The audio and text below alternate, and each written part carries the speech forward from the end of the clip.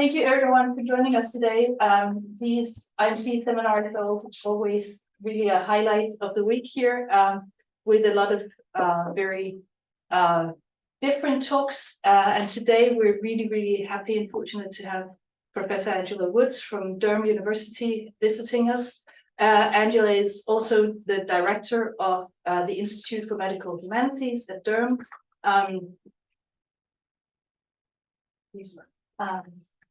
And has also been one of the main co-investigators of the huge Hearing Voices project that some of you may know, that ended in 2022.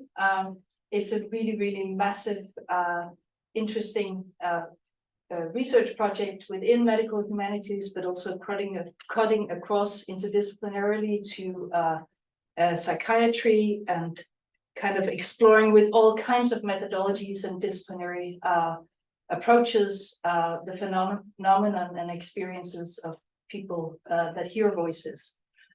So today, I think what you'll be sharing with us are a lot of reflections around doing interdisciplinary work within medical humanities, and also maybe giving us a few hints of what's coming at Durham University. And Angela has just received a massive grant from the Wellcome Trust to develop further methodological and interdisciplinary approaches in medical humanities. So thank you so much for joining us today.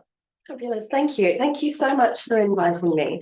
It's a real pleasure to be here, and it's always a pleasure to come and spend time in a centre as interdisciplinary and as interesting and as cutting edge as yours, but also with an open invitation. So when Meta asked me, you can come, and it's a seminar, it happens weekly, you can present on something that's of interest, I was tossing up between, do I come here and talk about a very detailed technical talk about command hallucinations, or should I come here and talk about the doing of interdisciplinarity?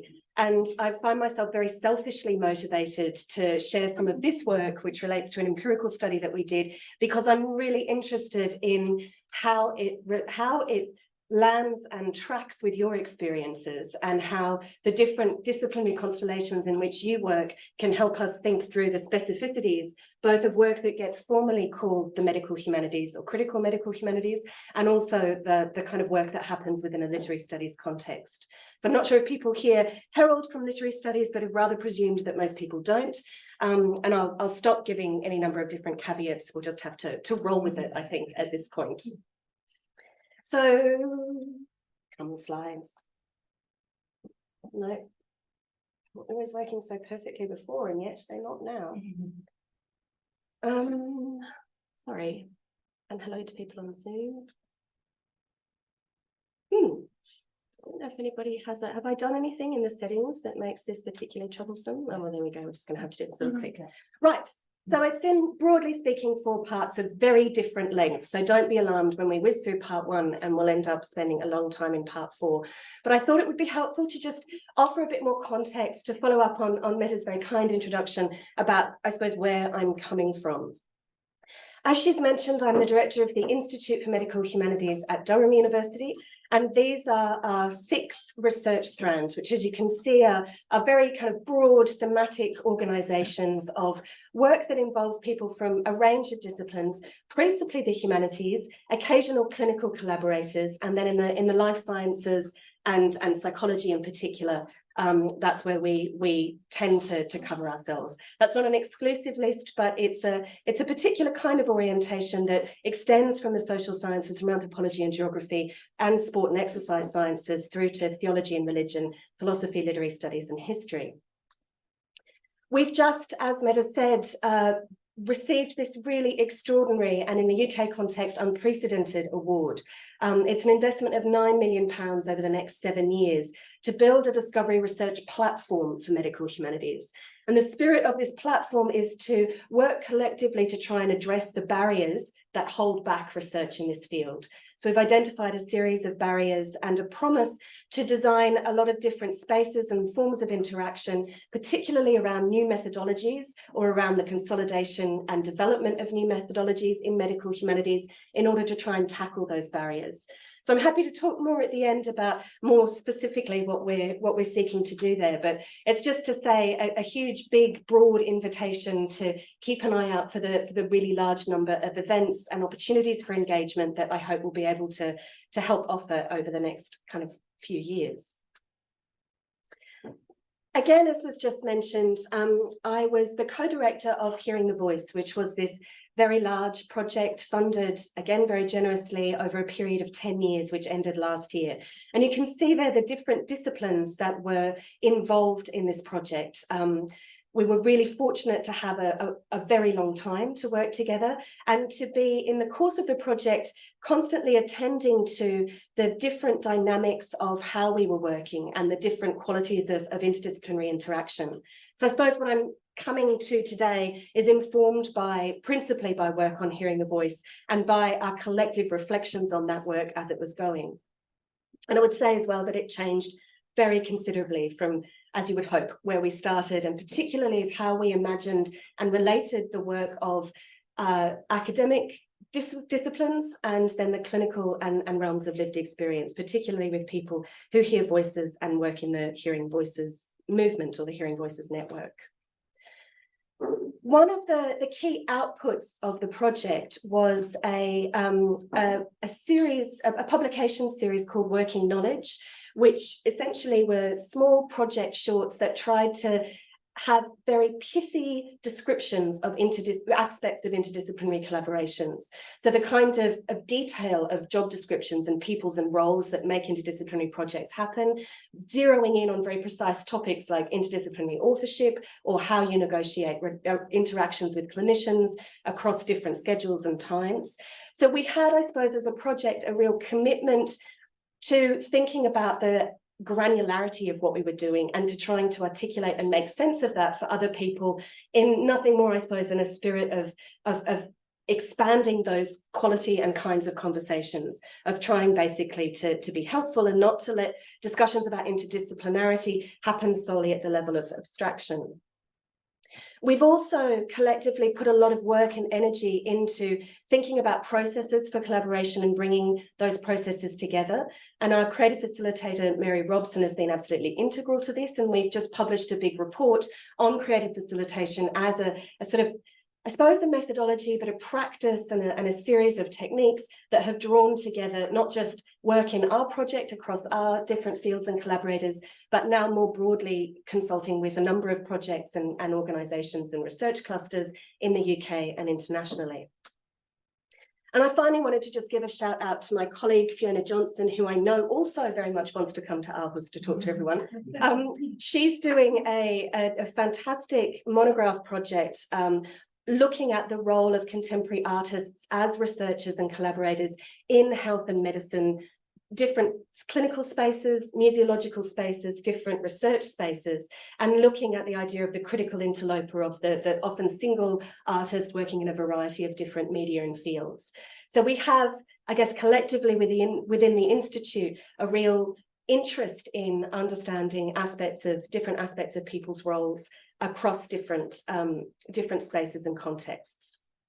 And a final shout out in terms of my introductions to my very brilliant colleague, Marco Benini, who very generously let me be a co-author with him on this paper, which was trying to, it may be of interest particularly to the cognitive scientists in the room, if there are any, about thinking about interdisciplinarity through the lens of 4E cognition. So it's an analysis of some of the ways that we understood what we were doing in the project is creating this we space of enhancing loops that enabled all sorts of different forms of kind of dynamics and interactions to change the interactions of disciplinary minds. And if it now seems, I can't believe it's nearly 10 years ago that this paper was published, but I thought it might be a helpful thing to throw in the mix. Also to suggest that some of what we've been interested in is not just that pragmatic kind of short guides, but also some of the more theoretical work on interdisciplinarity. So part one being over with hopefully a sense of where I'm speaking from, I just wanted to outline something of the context of this study that I'm going to present. And sort of later in the talk, what I'm going to share with you is the findings, I suppose, or that sounds like a very grandiose way of putting it, of a small empirical study that I did with a colleague that was talking to people who are literary studies academics in health research collaborative projects. So we essentially had some very long extended discussions with them about their work on these projects, what it meant, how it worked, what the literary was doing, what the literary text was doing. But I thought it might be helpful before we get to the details of those projects to say three things about the context in which that study was taking place. And thinking through how literary studies understands itself in this space. And some of the things that are perhaps distinctive, and certainly not everything on this list would be true of, say, philosophy or cognitive science or of medical anthropology. People in literary studies tend to be trained with no particular orientation to the medical. So when it comes to health research projects, there's not any background training or exposure or engagement with questions of health and illness or questions of kind of clinical expertise. So people aren't trained as literary medical humanities people, as well as not trained in kind of clinical and other forms of context. And I think that that's an interesting sense in which when literary studies people come into these collaborations, then it's often cases sort of can be quite late in their careers and can be some of their first encounters academically with medical thinking or practice or with what broadly comes under the rubric of health. This is stating the obvious perhaps, but I think it's really significant when you compare this, say, to our colleagues in psychology. Literary studies people are not trained to collaborate at all. Quite the opposite. They are trained to think very deeply with texts on their own, and certainly to come together and exchange ideas and to be in a seminar and to be in a discussion, but not fundamentally to collaborate in the conducting of analysis, and not to collaborate in the writing of results, and not to collaborate necessarily in the architecture and design of projects. Of course they do, but it's not something that's integral to the disciplinary self-identity or the practice, certainly as it pans out in the UK. Something else that really became very clear to me, and again, it could be stating the obvious, but when I was talking to a bioarchaeologist who was talking about he was saying that some of the cachet that comes with in bioarchaeology is when you have privileged access to, in his case, a particular set of bones. And part of the quality of your research is related to the fact that you and really only you and your team have this incredible data and can work with it in particular ways. And he was making the observation that perhaps literary studies put a premium on, the kind of context and expression and articulation of analysis, the writing up, as it will, or the wordiness of what they say, because all of their data is in the public domain. And that, I think, is something that just, again, struck me as like, well, yes, true, but also isn't that odd when you actually think about it, that everything, or the vast majority of things that literary studies people are interested in are structurally accessible to anybody who's interested or who can get a library subscription.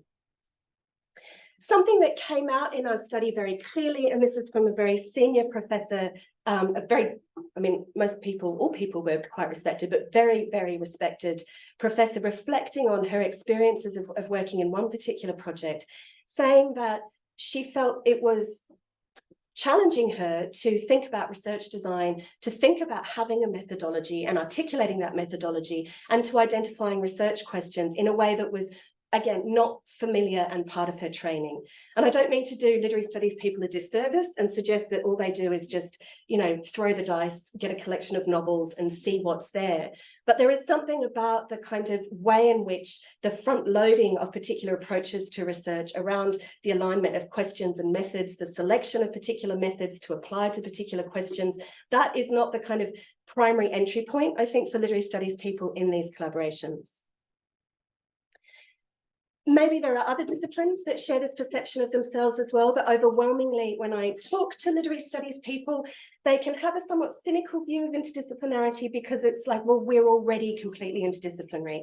So literary studies really is sort of the world in microcosm. We do history and psychoanalysis and philosophy. We understand, you know, we'll do economics. We'll range everywhere with this kind of capacious discipline that will take everything on. And when you try and then point out that, yes, but you still work primarily with text and a very small set of methods, that somehow seems to open up fissures, I think, in some of those more kind of bombastic claims, which I've certainly been on the receiving end of.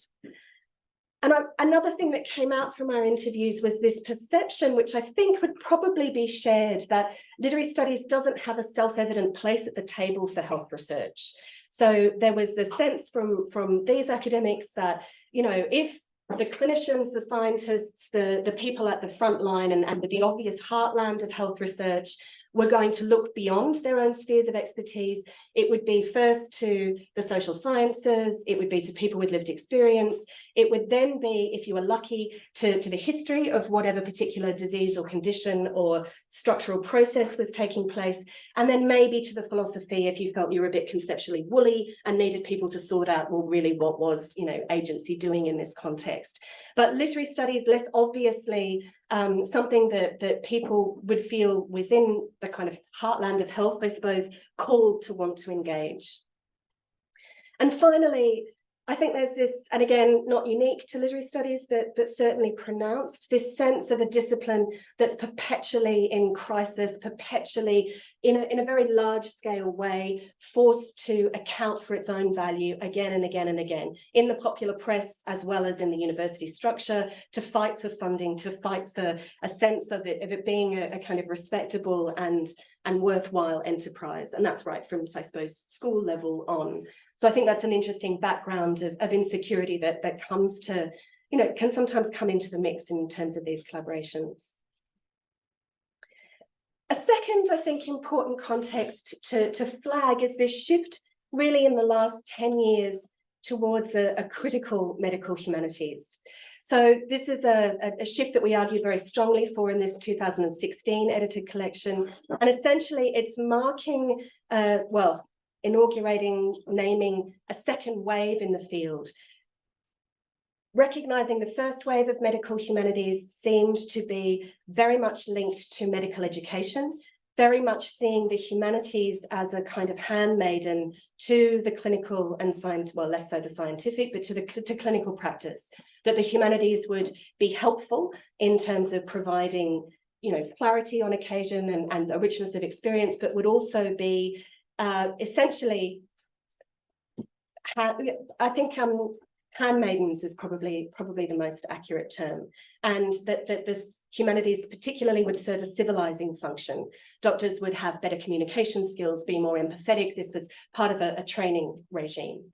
The critical medical humanities points in a very different direction as a very much more research-oriented enterprise. So foregrounding things like entanglement, trying to break down these binary divisions between the sciences on the one hand and, you know, the humanities on the other, seeing the humanities as having a constitutive role in identifying the kind of objects of analysis as well as opening them up to new insights in different ways. And I think that all of the projects that I'm going to talk about a little bit later on in the talk all kind of identify themselves as belonging to this critical wave, so to say. So they're emphatically not interested in some kind of straightforward account of their own value qua clinical improvement, and particularly not qua like civilizing clinicians and making them understand things better by reading novels, which you still get sometimes as an assumption about what it is literature should be doing. The final really important bit of context is that we have a pretty extraordinary funder in the UK, a private charitable trust called the Wellcome Trust, who have been at the forefront of funding critical medical humanities research, or much more broadly, they fund discovery research into health and are happy to recognise humanities-led projects within that. So I think with one or two exceptions, the 9 or so projects that that the people we interviewed were leading, all were funded by the Wellcome Trust. There were a few funded by the Leverhulme and the Arts and Humanities Research Council, but it's difficult to tell this story or get a grip on it without recognising that there's been an engine in the UK to drive and support this work that is not necessarily true of other different national and certainly international contexts. So, before you can read my sketchy notes, I'll whiz through this PowerPoint slide, which is just to tell you a little bit about the study. And again, this sounds like a very grandiose way of describing it, but one works with the vocabulary one has. I first want to give a massive shout out to my wonderful colleague, James Rákóczi, who is we work together in this study, and we have written it up, although again, I'm not sure that is quite how you describe it. It's forthcoming in an edited collection on literature and medicine.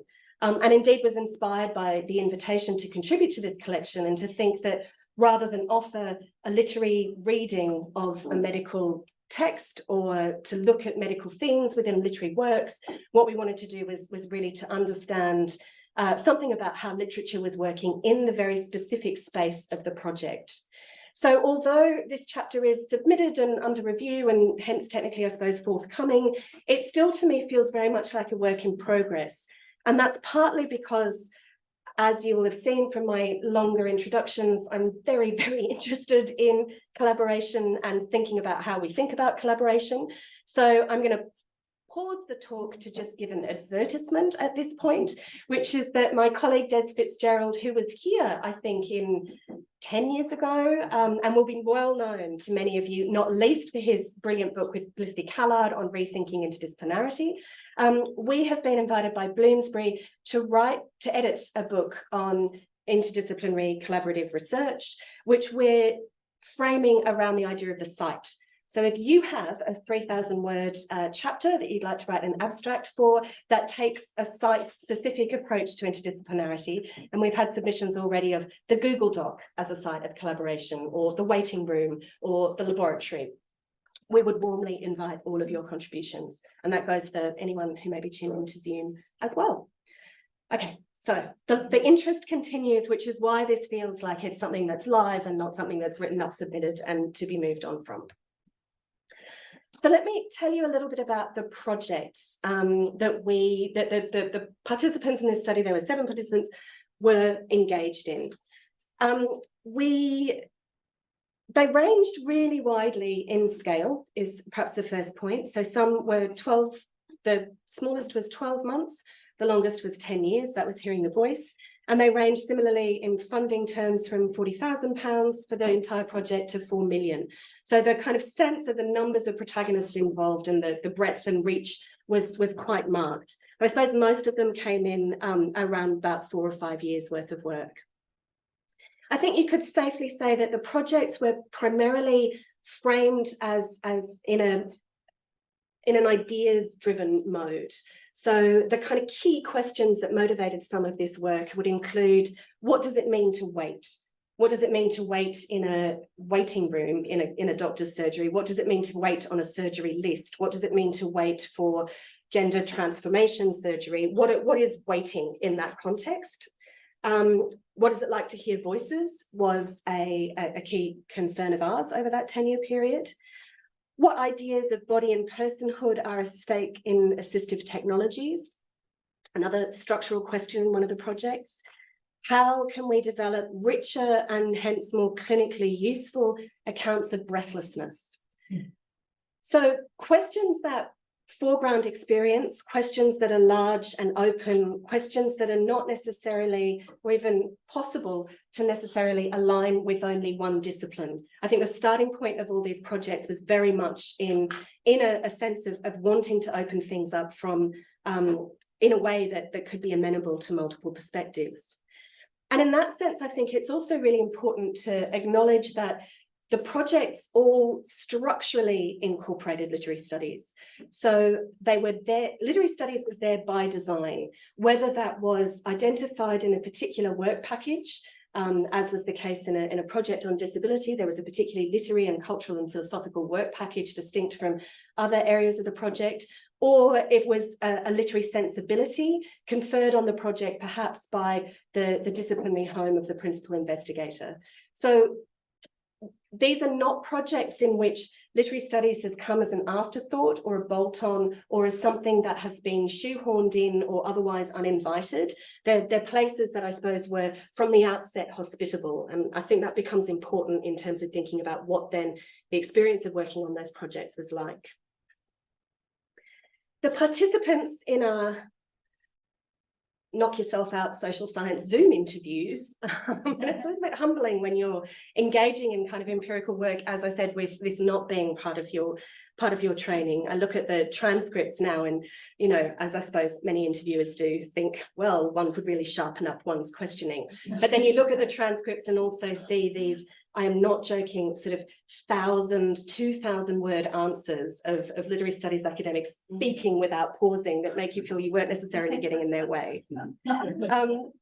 So we interviewed three men and 4 women. They all had, a key kind of entry point for the study was that we really, because there's so few of these projects in the UK context, and we were UK specific, we wanted to interview people who'd had experience of more than one. So that limited the pool of people we could invite, and we identified and invited 8, and one couldn't participate because she was too busy.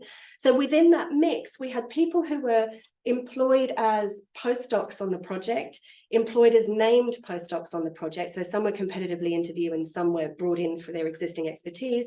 We had 6 people who were PIs, and then a number of other people who were co-investigators. So a range of different roles with respect to, again, these overall project architectures, some of them really loud. I think it's interesting and not insignificant that of the 7 people we were talking to, 6, it's a very literary studies thing to say, worked in the contemporary period. So they were modernists and contemporary scholars, most of them very theoretically oriented, so big in literary theory and psychoanalytic theory and narrative theory. One was a medievalist, so we somehow didn't have any kind of strong representation from intervening periods between the medieval and the contemporary. And I think that's something that would be interesting to investigate further. There's really strong reasons to recognise that everything that I'll discuss in the last part of this talk feels very provisional and feels like one small piece of a puzzle. And that's because of the really sort of significant limitations in terms of the study design. So we didn't interview anyone else in those projects from different disciplines about what they thought the literary studies people were doing, or what they thought the role of literature was, or how they experienced it from their own disciplinary perspectives. We similarly didn't talk to people who had participated in only one study, or who'd perhaps left some of these projects, or whose projects had not been successful.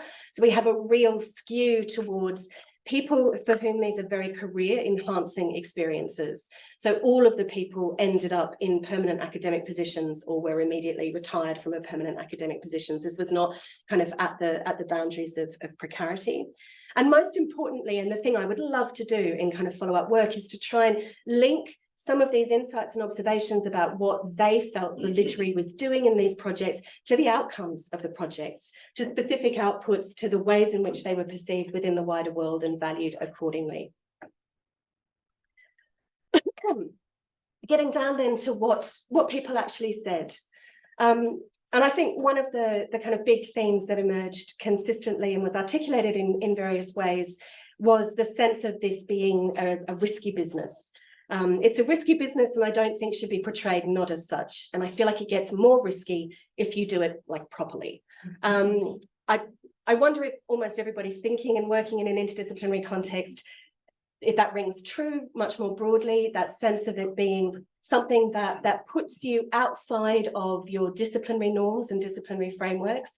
In the UK context, with the research excellence framework, that can be experienced in very pointy ways, where you have an expert panel assessing your work, and if it doesn't look like capital L, capital S literary studies work, it can be difficult to have its value recognised and its kind of excellence brought into the fold. That's only one element of risk, but it's a perhaps important and underpinning one.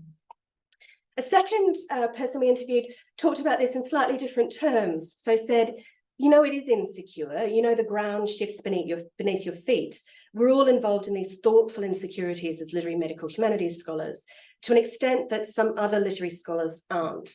And just kind of, you know, knowing that most of the time it's good because it gets you excited and it makes you think of things that are really positive. But sometimes it, you know, being unsettled is not always a good feeling. So in that sense, it again, being very clear that this is a different way of working from other colleagues within the English department. But I think it's very telling. This is a quote from somebody very well established in their career, and the difference between people who are postdocs of that sense of risk being born and lived very differently. So a different quote here on a very similar theme. When it came to writing up the book, which came out of this work, I actually just went with something a lot more conventionally literary studies, because it just didn't seem like, you know, in terms of getting a job, it just seemed like the wilder, woollier kind of interdisciplinarity just wasn't, you know, lesson was like getting the job and then you can be fun after you've got the job. So how that sense of participating in a risk environment intellectually, but also in terms of people's own career positioning, was cashed out at different levels, I think is just a really important thing to say from the outset, that so much of interdisciplinarity wants to, or discussions about interdisciplinarity sometimes want to bracket and sideline questions of labour and questions of positionality when, you know, those are absolutely to the fore in time-limited projects that are kind of driven by armies of postdocs, basically. So a second kind of set of reflections is around what it is that the literary was doing or thought of as being here. And it went, as you might imagine, quite far beyond something that refers always to a specific body of recognisable literature, or the world of kind of fiction, or of indeed film, or of writers and what it is that writers of literary fiction do. So the literary, as it was being kind of understood and played out in these projects, was in some contexts synonymous with culture broadly. So it became something fused to, it may substitute in for art or architecture or any number of other things that were being juxtaposed to, say, clinical findings. It could become a cipher for history, or the history of ideas more broadly, for theory, as I've already suggested. And here I think it was critical theory, literary theory, psychosocial theory, and complexity theory that were constantly being linked to the literary in general, and also the literary studies person as a kind of someone bringing this into the broader group. Narratology, critical phenomenology, complex systems thinking, perhaps not intuitive that complex systems thinking would be something the literature people brought in, but in one project that was absolutely the case. The post-colonial and decolonial thinking, it was really striking. There was one person who talked about the expectation at a certain point in the project that they would be bringing a focus on a particular set of literary texts and a representation of experience in those literary texts. And Black Lives Matter happens as a movement, and they felt overwhelmingly that it was their job to do much more important work, as they understood it within the project, to actually bring the political into those conversations. That the literary then was a kind of hinge into asking much broader questions about what was at stake in the experiences that were under consideration. Linguistics, pedagogy, politics and political economy, and then these interdisciplinary fields, in these cases, temporality studies, care studies, and aging studies. And I think that the kind of presence of these sort of areas that are not disciplines, but nonetheless recognize themselves as having particular contours, that sometimes, again, it was the literary studies person who acted as a vector into those kind of larger bounded, but not necessarily sealed conversations around particular topics. The literary text, I think, had a really interesting role to play in these projects, and a surprisingly backgrounded role. So none of the people that we spoke to, we would ask them quite specifically, were there particular literary texts that became a focal point for the project that you all collectively worked on, that you felt were a real touchstone? And in one or two occasions, there were texts that people would come back to that became focal points, but it was much more the case that the literature happened outside of the collaborative space or happened sort of in a tangential relationship to it, and the grist to the mill of collective analysis were other, I suppose, forms of data. But in that sense, the literary text and its value to a collective kind of interdisciplinary undertaking was put in tension with very specific and very interestingly different kinds of data or kinds of primary material. So perhaps the first and most obvious one were transcripts of interviews. So instead of a kind of, you know, of a novel or a memoir or something that would document, say, for example, an experience of illness, actually looking at the transcripts of interviews with people who have those illnesses was a place where people, some of the people, literary studies people we were talking to felt the transcript held much greater value, was much more open to collective undertaking, was much more something that they could bring literary training to and literary analysis to, but didn't somehow sort of foreclose discussion or I suppose put people off. That wasn't uniformly the case, but there were some interesting moments in our interviews where that was the case.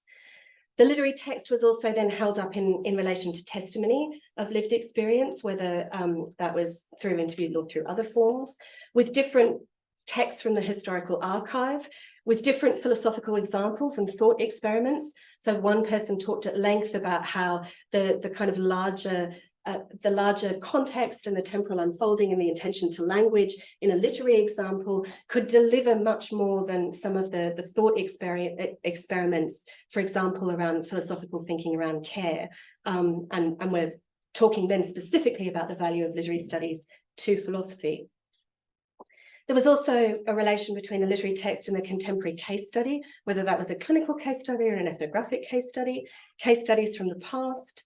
And in some interesting contexts, the literary text is held up with empirical data as derived not through interviews or through social scientific research methods, but through experimental psychology, and how those things were sometimes brought into tension very explicitly.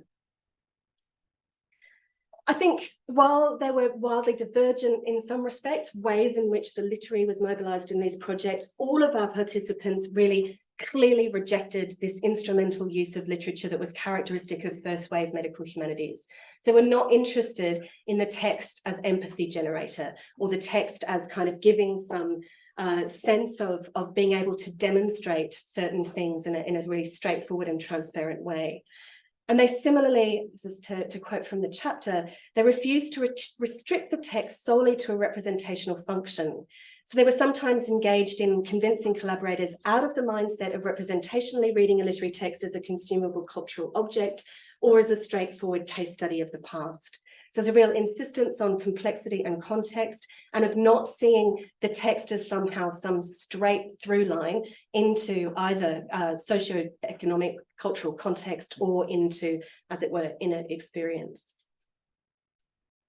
Instead, they talked about the value of the literary in I think some really interesting and nuanced ways. So one was, and the title of my talk, which was A Fine Ear for Messiness and Contradiction, the idea of messiness and contradiction came up again and again and again. One person put it like this, that literature and by extension, you know, the literary critic can contain and hold mess without resolution, while simultaneously drawing attention to specificity and context. So facing in these two directions, I suppose, of holding on to ambivalence and to inconsistency, while at the same time anchoring that very precisely. This was picked up on, but slightly in a different direction by someone else who talked about literature as offering a kind of thickening out of historical context, by which they meant that you would look not just at the immediate parameters of, say, for example, a given care system in the UK in the 1980s, but rather to the kind of longue durée of what structures of modernity would informing ideas about personhood or time at that moment. So context could be scaled out and up, I suppose, in interesting ways through the literary text. But also, they said, to take us into other realms that are less easily and perhaps sometimes less easily excavated. So excavating, they went on to say something that has a particular sort of imaginative charge, and where you might think you might find a particular set of fantasies, set of fears, and alongside a representation of particular kinds of reality. So that sense of the literary opening a hinge into things that aren't quite materialized in the realm of fantasy and fear at the kind of cultural imaginary level, as well as at the level of the individual. There were some really interesting reflections on literature as a form of modeling, and you can very easily track down where, in my attempt to keep all this sort of anonymized, it's very easy to pinpoint some of the people who've, I think, really done a huge amount to advance this way of thinking. There's a very strong claim of literature with respect to certain types of cognition actually becoming itself a model on par with scientific modeling and needing to be taken seriously in those terms and understood as modeling various aspects of consciousness. A slightly different take from another colleague who talked about the literary text with respect to modernity more broadly, the novel, for example, as modeling the kind of complexity that arises in those kind of cultures. So again, kind of modeling in different ways and at different levels, but something that was therefore of value to a project seeking to understand, I suppose, experience in the round and in all its complexity. There was a strong sense of a focus on the interior, a focus on, and this is somebody talking about the way that an experimental psychologist valued their work, which was that it allows you insights and degrees of interiority that are just impossible to achieve through conventional experimental, psychological, or ethnographic data collecting means. I'm sure that's a contested view, but was certainly a strong claim articulated by more than one. But that also there was something very powerful about the sense of that, and this relates back to the point about modeling too, about insights into the way experience sits within time, that the literary text forms time. And here the rest of the quote continues, it may be that we can see something about loss and grief and trauma, and it may be that it allows us to see something about how form can bind something to make a set of experiences manageable. So that there's something about the idea of the containment, the literary as containing these experiences that are otherwise intractable and difficult to have access to empirically. So, rather abruptly, but exactly at 11:45, I've come to the end. And it is not by any means a kind of conventional presentation of a, sort of social scientific empirical study of interdisciplinarity that's fully digested its key headline themes, and nor has it been linked to a kind of overarching theory of interdisciplinarity. What I've really wanted to do, and why it's exciting to have come to talk to you in this particular context about this work, is to really I'm very interested to know how this compares to your sense of what the literary might, has, or could contribute to interdisciplinary research on health and human experience. Does this just feel like, yup, that's exactly what I would think that literary studies would be doing, or exactly what it has done in the context in which I've worked? But I'm also interested to know how this compares to your sense of what your discipline or what your other forms of knowledge are doing in projects. I'm absolutely convinced that literary studies is not the only field that thinks of itself as attending to complexity and nuance and mess and difficulty. I'm absolutely convinced that literary studies does not have a monopoly on imagination or speculation or thinking differently, or of bringing kind of the rich, nuanced, contextual understanding of experience into certain spaces. So, I mean, again, because of the design of this study and the fact that it wasn't seeking to undertake any kind of real comparison between how literary studies understand itself in these contexts and how other disciplines understand itself, that's a huge piece of work we'd really love to continue, but perhaps a place where I'd be really interested to start any discussion we might have. So thank you.